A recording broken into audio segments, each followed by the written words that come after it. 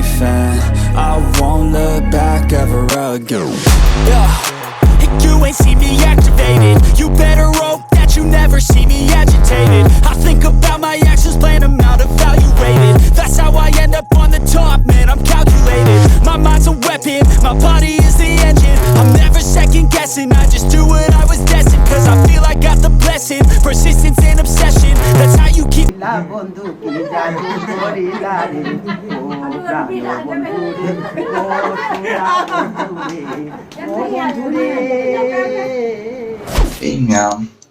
Muhammad Kurumdiri, good morning.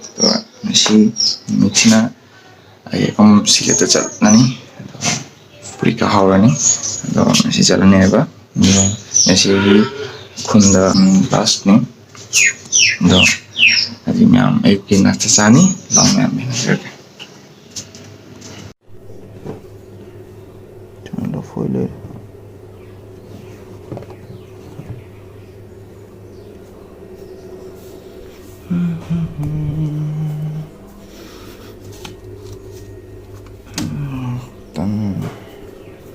Hitam hitam di sini.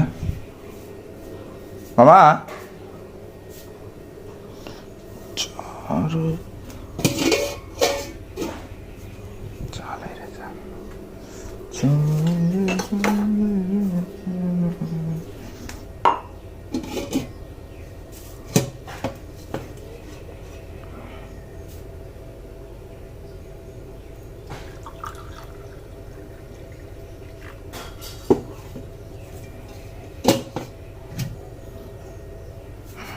Sudah boleh. Miam musik एक नाश्ता का वो नहीं चाय नहीं सी ना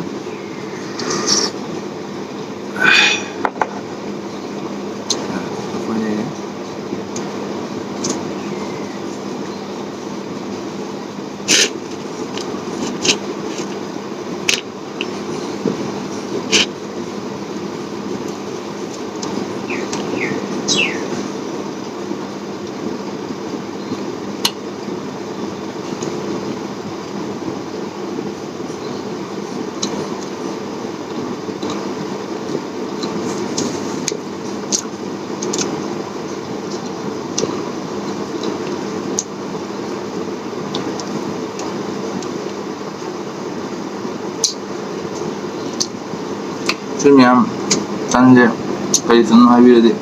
Jam pani, orang tu miam habis.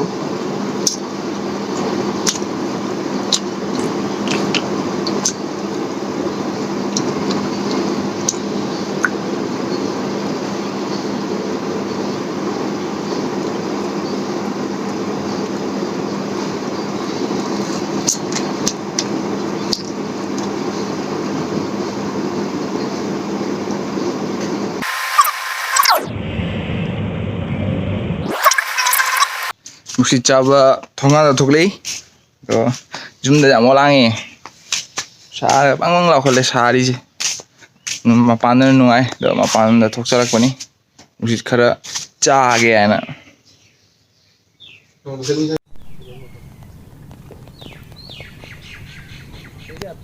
A few moments later.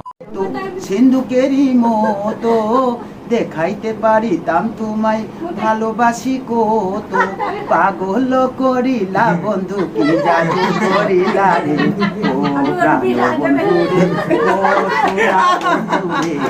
ও বন্ধু রে বাসাইলা বাসাইলা বন্ধু উতাল প্রেমের জুয়ারে নাকের যেমন নৌলকে আছে কানের আছে দুধ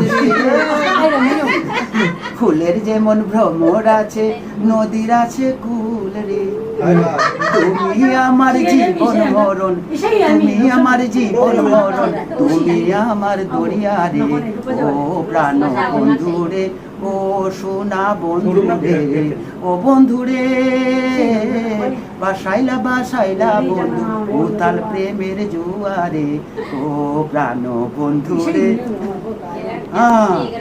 নাকের যেমন নৌলক আছে কানের আছে দুল রে ফুলের যেমন ভ্রমর আছে নদীর আছে কুল রে তুমি আমার জীবন মরণ তুমি আমার দরিয়া রে ও প্রাণ বন্ধু রে ও সোনা বন্ধু রে ও বন্ধু রে ভাসাইলা বন্ধু উতাল প্রেমের জুয়ারে ও প্রাণ বন্ধু রে তারা দাদা দাদা দাদা দাদা দাদা আইয়া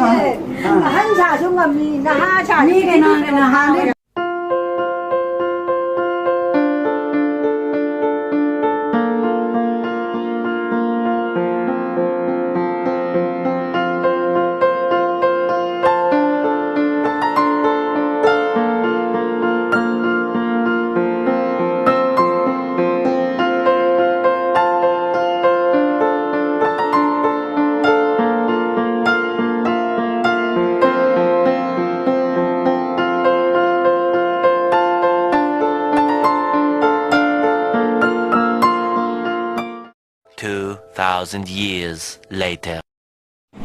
हम अजी बारह होगी चक्चा में चेंगा थोंग बनी रो चन चाक दे लोफो शंगम नहीं पास्ता चावगी हम चक्चा में चक्चा ही है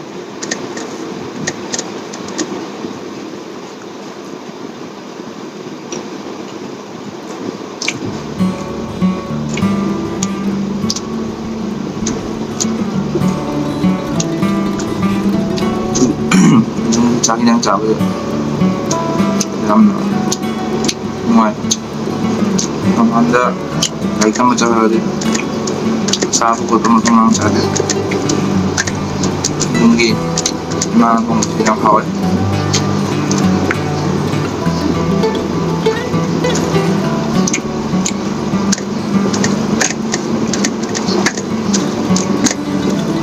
đúng không sao vậy sao rồi không là chỉ con nào ai hữu chiếc chúng tôi thuộc lên việc chỉ có lấy ra rồi ai cái này chỉ rồi chú chali rồi chúng đi video cái number nằm ở đây nam na sat bagi ngai da odo na video ka pa nang odre ado adi bano ka chali no adi train da to na chakani to yam review okay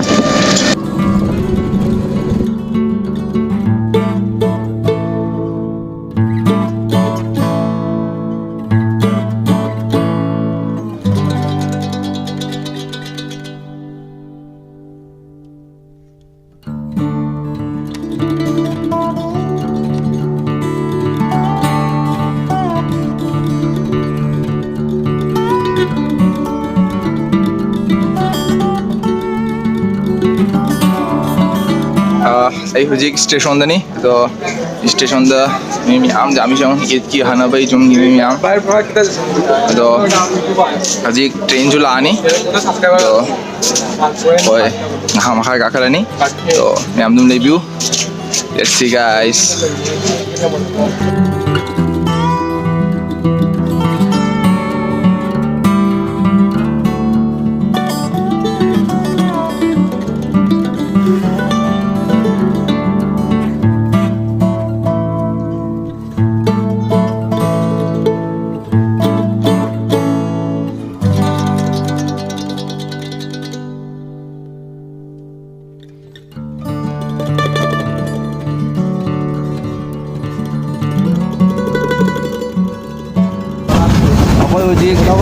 train से काखले train था करे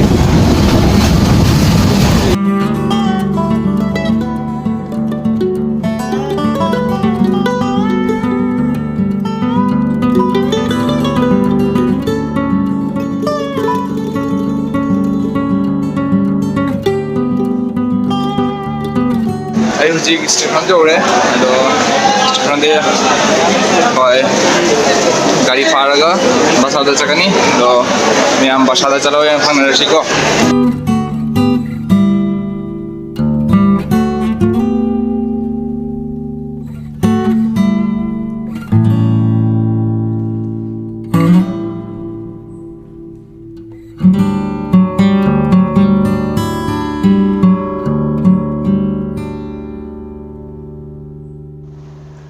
ma'am हुजिकता गाड़ी तो लाना बसादा थुंगे तो अजिकता fresh होने लापता गाड़ी तो म्याम